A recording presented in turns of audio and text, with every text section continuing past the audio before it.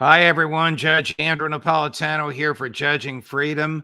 Today is Monday, July 29th, 2024. Ray McGovern will be with us in just a moment. Let's see what things have been happening lately. Chinese and Russian jets over Alaska, Russian naval ships arriving at Cuba, a pretext for war over Iran. But first, this. You all know that I am a paid spokesperson for Lear Capital, but I'm also a customer, a very satisfied customer. About a year ago, I bought gold, and it's now increased in value 23%. So $100 invested in gold a year ago is now worth $123. If you have $100 in the bank, it still shows $100, but $100 in the bank is now worth 24% less. Inflation has reduced all of your savings, all of your buying power, and mine, by 24%. And gold is largely immune from that.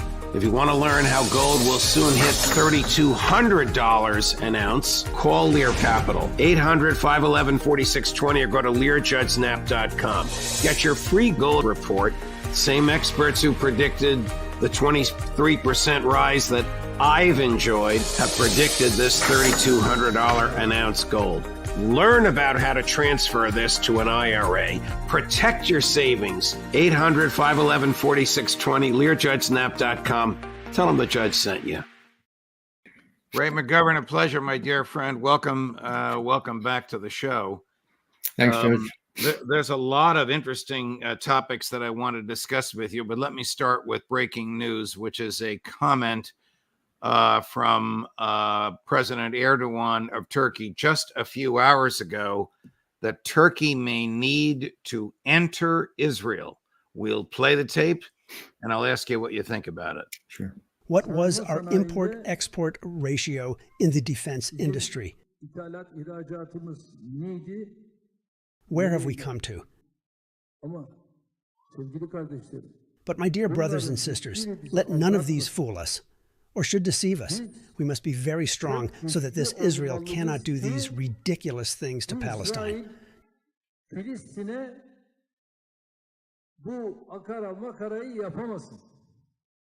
Just as we entered Karabakh, just as we entered Libya, we will do the same to them.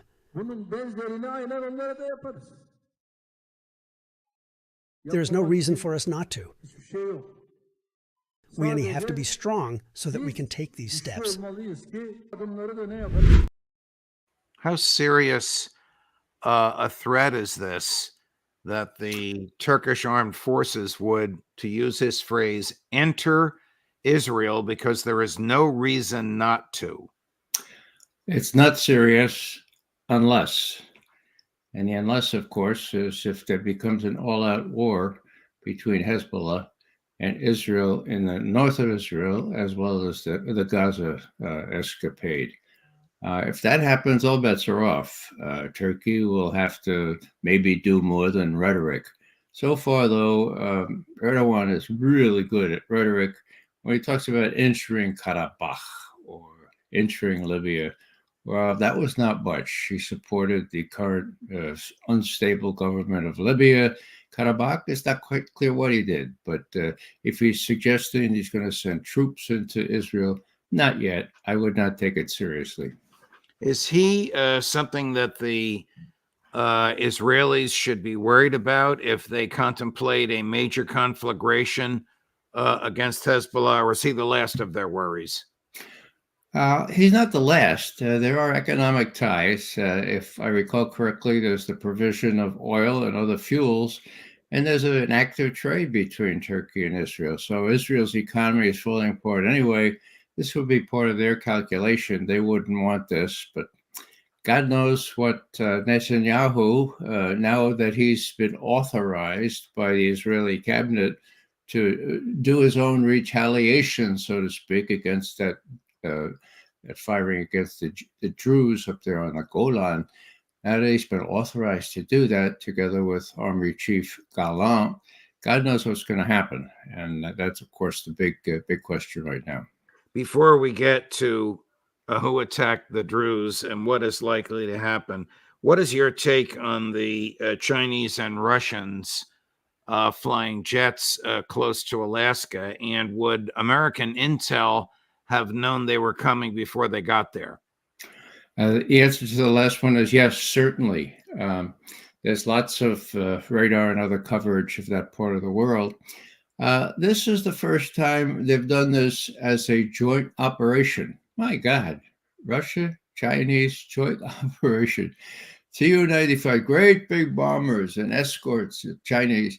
Not too many, I think there were 4 aircraft, and they didn't enter into Alaskan airspace, of course, but they had done that before. They hadn't really done that, something like that, for many, many years. And Putin yesterday at Navy Day called attention to the fact that the Americans are really, really, really complaining about this. When the Americans have been doing that to Soviet airspace or Russian airspace regularly, not entering it or sometimes entering it, but being chased away for years and years.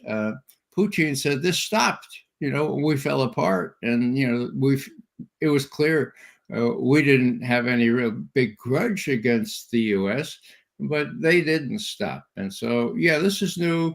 And besides that, note that on Navy Day, says Putin, Chinese ships are participating for the first time up there in St. Petersburg. Not only that, but we have a warship from India and one from Algeria. And there are 30 other nations represented here for celebrating Russian Navy Day.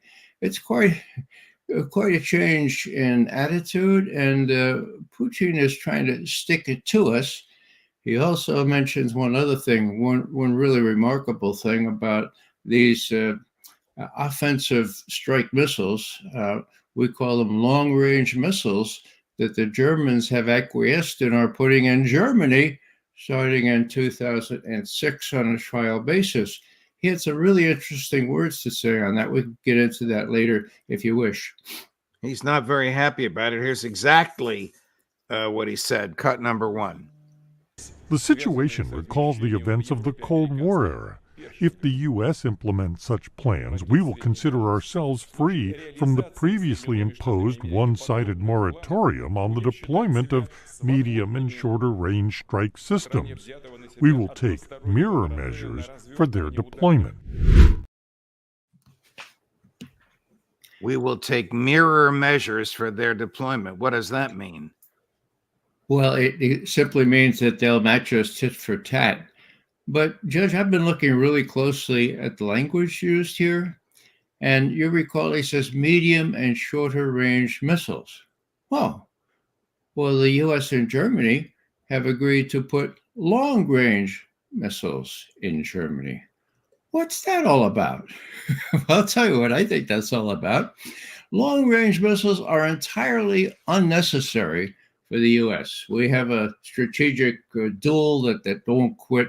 There's a balance. How about Germany? Oh, you put these missiles in Germany, and what is Putin threatening to do? Not to hit the U.S. with long-range missiles, but Germany with medium and shorter-range missiles. So I don't know what Scholz in Germany is smoking, but when he said the U.S. decided to do this and we agreed, that just shows once again the servility with which the German government looks on the United States, or whatever it wants to do. That's okay, even though the real target here, as Putin made clear yesterday, is Germany, is where these bases will be and where these missiles will be fired from. All right, last question on all of this. Why more Russian naval ships in Havana Harbor? Well, the last time around, about a month ago, you could explain it by, well, it was pre-planned. Well, I don't know if this was pre-planned or not, but pre-planned or not pre-planned, it sends a really, really graphic signal, doesn't it? I mean, look what happened in 1962 when Russian ships went into Cuba. There it was a strategic challenge which John Kennedy arose to. Now, I'm not saying that they're going to put missiles in Cuba. They're not. But they're demonstrating their ability to operate in our territory here. Monroe Doctrine be damned. And worse still, the Venezuelan election yesterday turned out that Maduro's people won. That's a big win for the Russians as well, and a big win for the Venezuelans, in my view. What's your take on all of this extraordinary military activity? Is Putin trying to send a message to the ailing Joe Biden and ascendant Kamala Harris? I think it's more to Blinken and Sullivan. They don't seem to be fully with it, actually. They still don't seem to realize that they can't play Russia off against China or China off against Russia, as they've been telling the president for the last 3 years. They don't seem to realize that this is playing with fire. And what Putin is doing every demonstrative act that he can, whether it's near Alaska, whether it's down in Cuba, whether it's in St. Petersburg for the Navy Day celebration, he's trying to do it. Now, my fear is that Putin will have to decide that he's still not getting through to these guys, and that they have real incentive to cause some problems before the election, maybe start a little war here or there. And so the next step that the Russians will have to do would be more explosive in the figurative as well as the real sense of that word. Wow.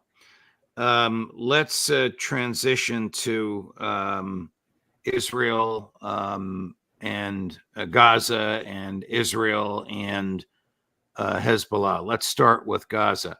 I understand that the latest terror to strike the Palestinian people is polio, and that some of the right-wing members of President or Prime Minister Netanyahu's cabinet have encouraged the spread of polio as a way to degrade the population and bring about what Netanyahu told the Congress he wanted: total victory. Am I overreading this? No, that's what they're saying, my God. And that's what they're doing. Polio has been detected in all kinds of sewage and all kinds of other stuff that has been the result of the bombing in Gaza. It's the first time this polio virus has appeared since it was eradicated two decades ago. Okay, and that virus could go back to Israel as well. Meanwhile, as there's all kinds of respiratory infections. Half of the Gazan people have upper respiratory infections. There are signs of jaundice and hepatitis. They're looking for plague. Now, you mentioned this advisor to the Netanyahu government. He was a past national security advisor, okay? And he's a general. And what he said was, this helps. This is when we get rid of those Hamas, meaning Palestinian people, and then this saves casualties from the IDF, from our army. They won't have to face as many people. And so this is one way of doing it. In other words, make sure that they don't have any hospitals to go to, or when they hurt themselves, when they step on a nail, for God's sake, there's no antibiotic to prevent it from becoming gangrene or becoming lockjaw or whatever. So this is part of it. The other part, Judge, is that it's become very clear that there are no shipments of any volume going into Israel to prevent hunger. So you've got disease and you got famine, human induced famine. The head of the Israeli army says right after October 7th that we're going to prevent water, we're going to prevent food, we're going to prevent fuel, we're prevent medicine from going in there. That, my friends, is genocide, and that's what's going on. So anybody has any doubt about what the Israelis are trying to do, they're trying to either kill or expel or do away in some way with all the Palestinians. And they've already got, according to the Lancet up there in Britain, about 200,000 dead because of these, not only because of the bombing, not only because they're trapped under these buildings, but because of disease now and continuing hunger. And Biden can do all he wants and say, I've tried to do this. I tried to get, but there are no trucks going in worth mentioning with food, medicine supplies, or anything else that the Gazans need. And, that's genocide pure and simple. It's not only the arms we're providing to Israel, it's all these other things that we shut our eyes to and say, okay, Netanyahu, you're real popular here in Congress. You could do whatever you want.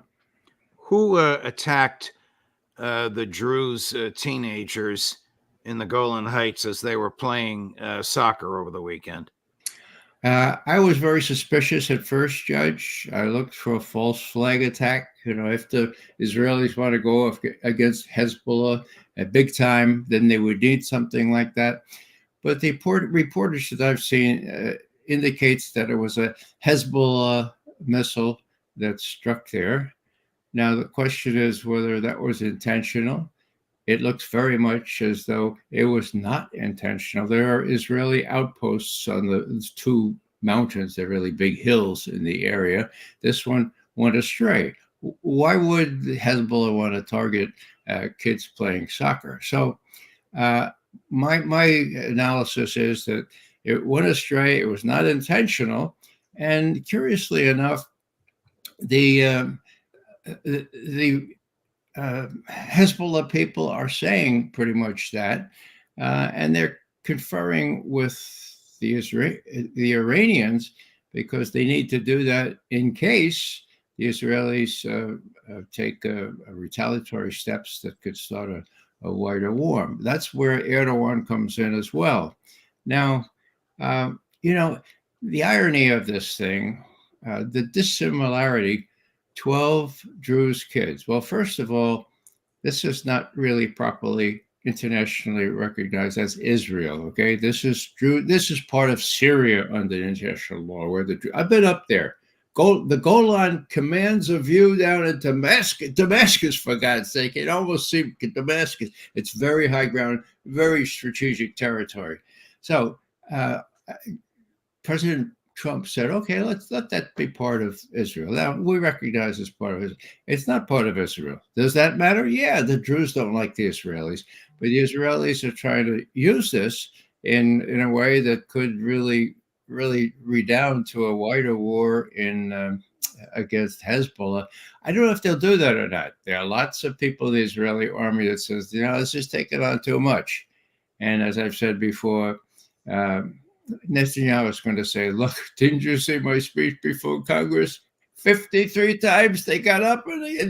Did you see that? And Biden and Sullivan, give me a break. We'll get no problem. We'll just go after Hezbollah. If we get in trouble, as we likely will, the U.S. will have to come to our aid, being an election year and everything else. So, look, don't worry about it. Let's do it. That's what Netanyahu wants to do. And what's lacking is any definitive U.S. statement, a definitive one, an official one that says, look, you go against Hezbollah unprovoked, and we will not support you. If the administration said that in very certain terms, then the Israeli army would have some sort of lever to use and say, well, look, Netanyahu, you say the U.S. is going to come to your aid if we get in trouble up there, which we likely will, but they say they're not. Now, how do you square that circle there, Bibi? And he'll be in trouble because the Israeli army is a powerful independent force, even though nominally they're under the orders of the prime minister. Here's the foreign minister of Lebanon talking earlier today about who is more likely than not to have caused the death of these teenage soccer players. So we don't know who did it. I know Hezbollah is accused by Israel that they did it. Hezbollah refuses. My feeling is that why would Hezbollah do it to kill Arabs, to kill Syrians?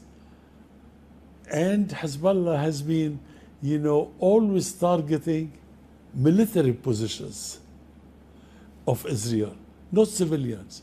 The number of civilians killed in Israel were less than 7, while in Lebanon over more than 100 killed by Israel in Lebanon. So I cannot understand why would Hezbollah do it. There is no logic in it. Why would Hezbollah intentionally Yeah. kill its own children? That's the key. There's lots that can go wrong in war. And my best guess is that this was not the target, obviously. For what reason? And that it could have been an Israeli defense, like a dome surface-to-air missile that missed or fell down, as often happens in this kind of war. The other thing is that, if Hezbollah wanted to advertise this shooting, and it did shoot other missiles at the same time, it would have bragged about it. It did not brag about it. It did not take responsibility. Right. So that's Right. also The same point that the foreign minister was making. Are you concerned about the employment of American intelligence in the creation of a false flag? For example, the CIA persuading the president that Iran has a nuclear weapon or some other untruth in order to provoke the U.S. to give a green light to Israel?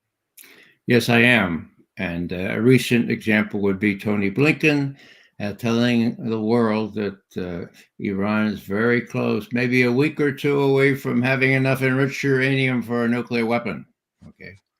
Well, the reality is that since 2007, to its credit, the intelligence community has said there is no evidence that Iran is working on a nuclear weapon. And so when you confuse or you conflate highly enriched uranium with a nuclear weapon, you still need a weapon to put that highly enriched uranium in, right? And they've not been working on that as recently as March at the latest worldwide threat briefing by the Director of National Intelligence.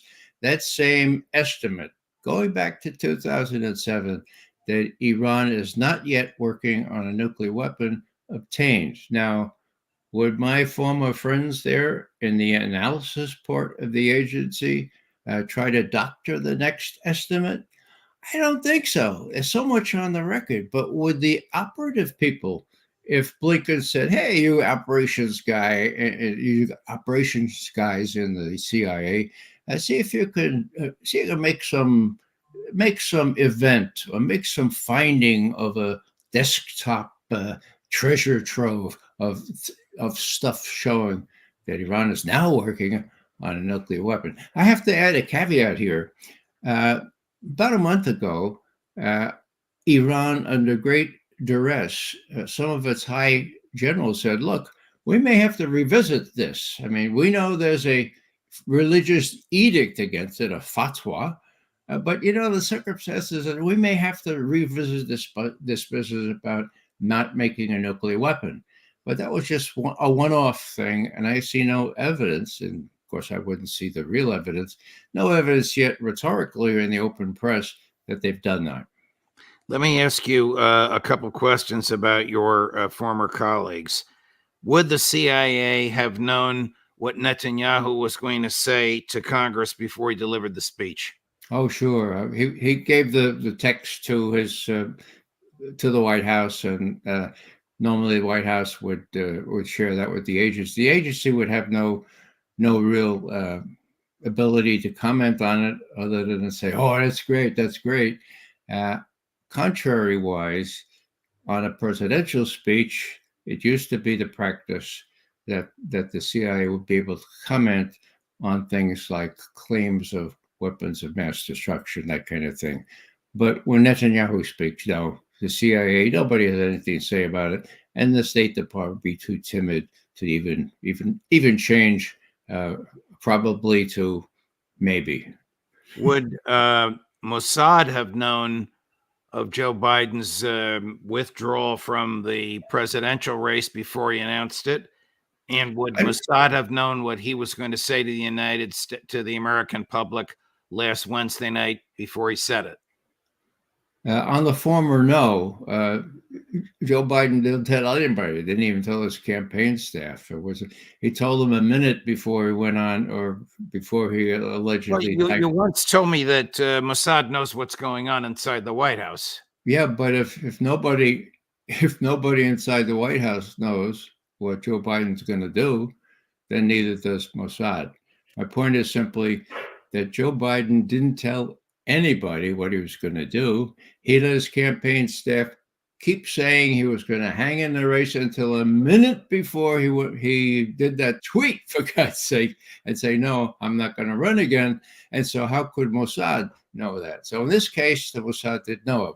The other question you had, what did Mossad say, or what did they know before? What was the his speech to the American people? I'm trying to find out how deep into the White House Mossad surveillance goes. Would Netanyahu have known, or to whomever Mossad reports, what Biden was going to say to the American public from the Oval Office last Wednesday night before he said it? Yeah. I don't know. I don't know that it matters very much on this kind of thing. You could piece together what he was going to say, whether they were given whether someone within the White House gave them a preliminary draft or not. I don't know, but it's possible, but I don't know if it really matters all that much. Ray McGovern, thank you, my dear friend. Always fascinating to chat with you. Look forward to seeing you with Larry Johnson and the Intelligence Community Roundtable on Friday afternoon. You're most welcome, Judge. Thanks. Thank you. All the best. Have a great week. Mm-hmm. And the aforementioned Larry Johnson coming up at 11 o'clock this morning Eastern, and at 2 o'clock this afternoon Eastern, Ambassador Charles Freeman on how perilous is Israel and how perilous is NATO. Judge Napolitano for Judging Freedom.